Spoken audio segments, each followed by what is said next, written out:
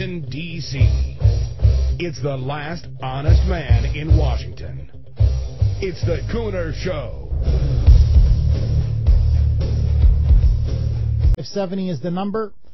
My friends, we are now joined by the senior staff reporter for WorldNet Daily, Jerome Corsi. Last week, he came out with a blockbuster story looking into Obama's Social Security numbers. And in fact, according to Mr. Corsi, he has now reporting that there are not one, but apparently, allegedly, two Social Security numbers that Obama has used or that are now registered in his name. This is a violation of the law, and in fact could be a major scandal and a fraud case.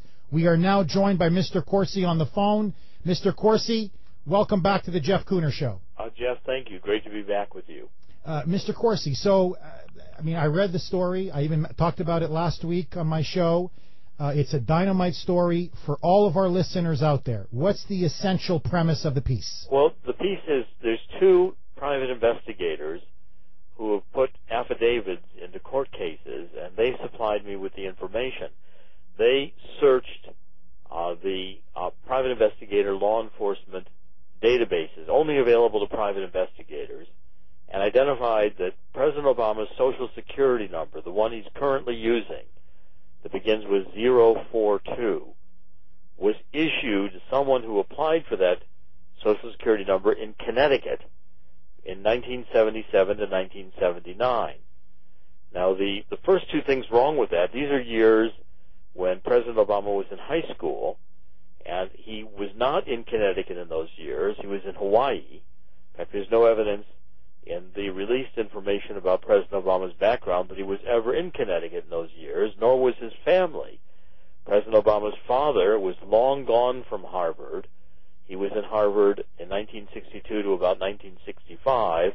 By 1977, Barack Obama Sr. was back in Kenya. So, first of all, there's no reason President Obama would not have applied from Hawaii. Why is he applying from Connecticut to get a Social Security number? And secondly, the second major thing initially wrong with this is that President Obama began working in 1975 and 1976 in an ice cream shop in Hawaii, in Oahu. Right. That's right. As you pointed out, a Baskin-Robbins. So he had a Social Security number from working in Hawaii, correct? He should have. If he was working following the rules and legally, you would think that he would apply in Hawaii for a Social Security number back to 75 so he could work in the ice cream shop. What is he doing showing up with a Social Security number that was issued in 1977 to someone applying from Connecticut? So, in other words, it looks like President Obama has two Social Security numbers. It does, and that's the private investigators further suspect that this may be a case of identity fraud. There's an anomaly with this Social Security number from Connecticut. It is not only issued in 1977-79, but it was associated with somebody who was born in 1890. Now, that doesn't mean President Obama's 120 years old. But what the private investigators suspect is that, let's say somebody born in 1890 gets to 1977 and decides they need a Social Security card for the first time, maybe for medical benefits. They apply and get a Social Security card in 1977. That person who's now 87 years old is going to die pretty soon. This makes this card a ideal card for identity theft, especially if the 87-year-old person does not apply for any Social Security death benefits, burial benefits, or any other records that would indicate the person died. So people looking to steal a Social Security number would look for a number that, let's say, had been legitimately issued by Social Security, but the person it had been issued to is dead.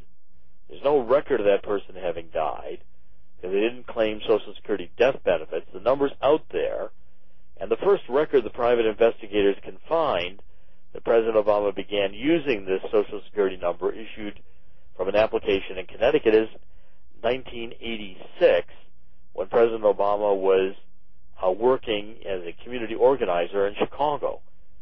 So there's a lot of things that don't fit together.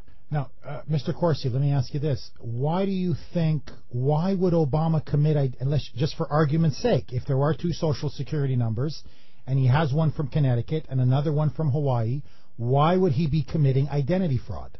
Well, Jeff, I wish when I was at Harvard I took that course on mind reading or the psychic investigation course. I'm an investigative reporter. I can just tell you what the record shows. When I asked various experts, Robert Siciliano, a very well-known expert on identity theft, Siciliano said, look, this just demands an answer from the White House. Because you would think that someone, Barack Obama, born in Hawaii, working in Hawaii, would have just applied from Hawaii and gotten a Social Security card. Makes no sense that he shows up with a Social Security card issued after he began working to an applicant in Connecticut, where Barack Obama never lived and never had any family. It doesn't make sense. And the private investigators were able to prove to me this was a number that Barack Obama was using. They had gone to the Selective Service database, which is on the internet, a little database finder. They had punched in this Social Security number, President Obama's name, and it generated President Obama's Selective Service draft number. So they were able to show me this and prove that it was in the Selective Service database, the draft database, a Social Security number, the 042 number that was associated with President Obama, as well as being associated in the law enforcement databases that the private investigators were authorized to search as showing up as a Social Security number, the 042 number that President Obama was using. Now, this to me is just, it's just the mystery just continues to deepen and deepen. Is it not a crime to have two Social Security numbers?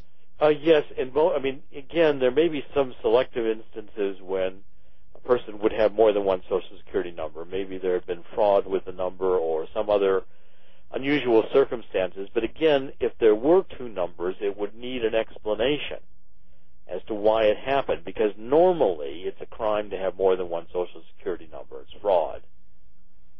Why do you think the elite media, outside of people such as yourself, few lone brave voices like you, why is the elite media not covering and following this story? Well, this has been the case with Barack Obama from the beginning. The mainstream media, the elite media, have done everything they can to circle the wagons, and I'm an investigative reporter. I'm used to being vilified, but certainly since I've written The Obama Nation, which is the book I wrote, was for a month a #1 New York Times bestseller in 2008 during the campaign, but still I'm vilified for people don't want anything negative researched about Barack Obama.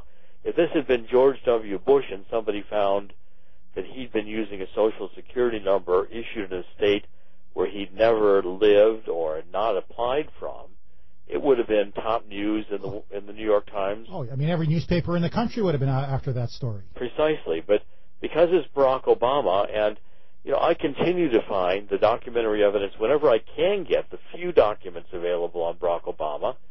And look, now Barack Obama, the government's even prosecuting a series of people in Iowa who were looking for medical records. It's not only that Barack Obama won't release records, but anybody who searches a database without precise authorization to search that database looking for records about Barack Obama is getting prosecuted. We have been talking to Jerome Corsi, senior staff reporter for WorldNet Daily. Go to worldnetdaily.com to read all of his explosive articles. Mr. Corsi, thank you so much for coming on the Kuhner Show. Thank you, Jeff. Great pleasure and honor to be back with you. Thank you, sir. God bless you. We'll be right back, my friends, right after this break. You won't believe it, but nudism is now on the loose in London. Is America next? Is nudism the next frontier of American liberalism? Stay tuned. We'll be right back after this break. Jeff Kuhner on 570 WTNE.